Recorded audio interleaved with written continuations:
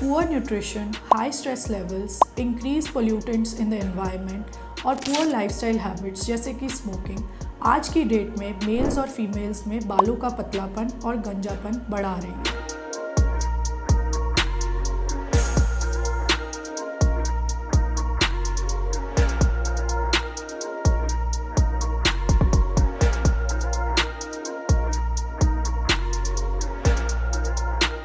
Hi, I am doctor Yashi from Dadu medical centre और मैं आज आपको इस वीडियो में इस बारे में इंफॉर्मेशन देने आई हूँ कि किस तरीके से बालों का गंजापन हम स्टेज करते हैं, मेल्स और फीमेल्स में ये किस तरीके से अलग होता है, इसके क्या कारण होते हैं और किस तरीके से हम इसको मैनेज कर सकते हैं। सबसे पहले हम स्टेजिंग में आते हैं। किसी भी तरीके की प्रॉब्लम को सोल्यूशन निकालने के लिए हमें जानना है कि उसका प्रोग्रेशन कैसे होता है, किस तरीके से जो गंजापन है वो मेल्स और फीमेल्स में डिफरेंट है।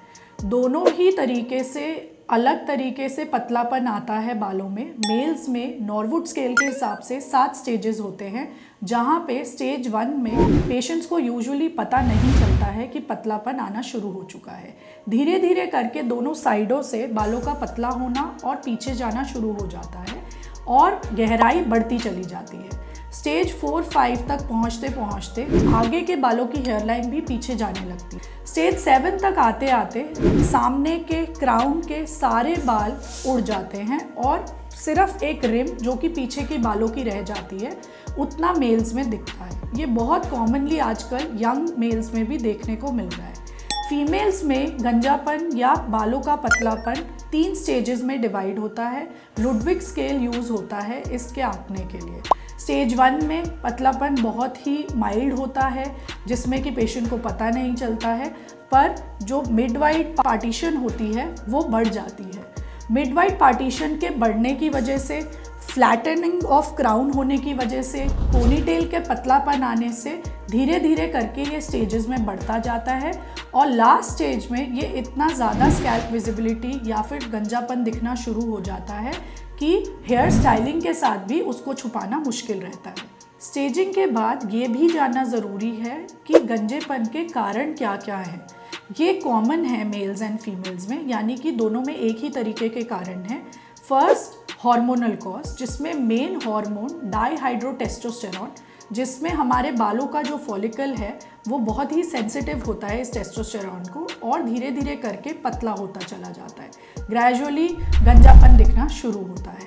दूसरा, एज के साथ जो बालों का साइकिल है वो छोटा होता रहता है और बालों का रीजनरेशन या दोबारा से पैदाइश होना कम होता जाता है, जिसकी वजह से स्कैल्प ज़्यादा दिखने लगता है। तीसरा, बीमारियाँ। लंबी किसी भी तरीके की मेडिकल प्रॉब्लम या फिर किसी तरीके की लंबी दवाइयाँ ये कॉज कर सकती हैं, जिसमें बालों का पतलापन जैसे कि थायराइड की दिक्कत या फिर किसी तरीके की ऑटो इम्यून दिक्कत या फिर दवाइयाँ जैसे कि कैंसर ठीक करने की कीमोथेरेप्यूटिक दवाइयाँ और किसी तरीके की एंटी डिप्रेसेंट दवाइयाँ हमारे बालों में पतलापन ला सकती हैं। एक बहुत ही कॉमन कारण है आजकल की लाइफस्टाइल, जिसमें खान पान की आदतें, गलत आदतें जैसे smoking, high pollution levels, high stress levels, ये सब आजकल बालों का पतलापन बहुत जल्दी ही उम्र में आ जाती हैं।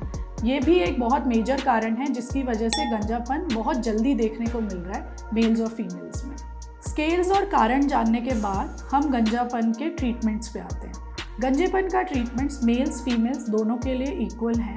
बेसिकली आपको लगाने वाली, खाने वाली आजकल बहुत सारी दवाइयाँ अवेलेबल हैं, जिसमें FDA अप्रूव दवाइयाँ जैसे फिनेस्टेराइड, मिनॉक्सिडिल लगाने के फॉर्मुलेशन में या खाने के फॉर्मुलेशन में अवेलेबल है।